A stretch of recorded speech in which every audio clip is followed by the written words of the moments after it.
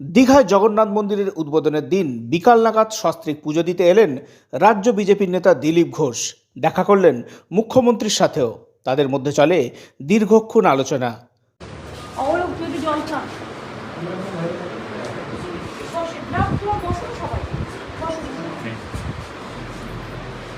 আপনি কখন এসেছেন?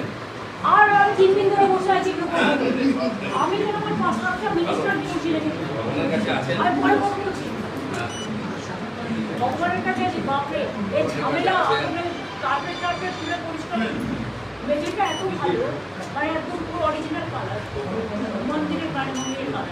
সেই জন্য তবে সস্ত্রীক মন্দিরে আসাকে কেন্দ্র করে রাজ্য রাজনীতিতে শোরগোল শুরু হয়েছে। দেখুন, দিলীপ দা যাবেন কি না তার ব্যক্তিগত ব্যাপার, তিনি যাবেন কি যাবেন না, ওনাকে ব্যক্তিগতভাবে আমন্ত্রণ করা হয়েছে। পার্টি এন্ডোর্স করে না।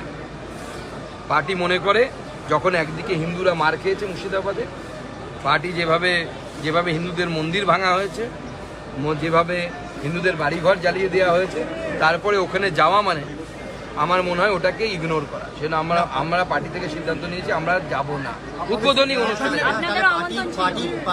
অনেকের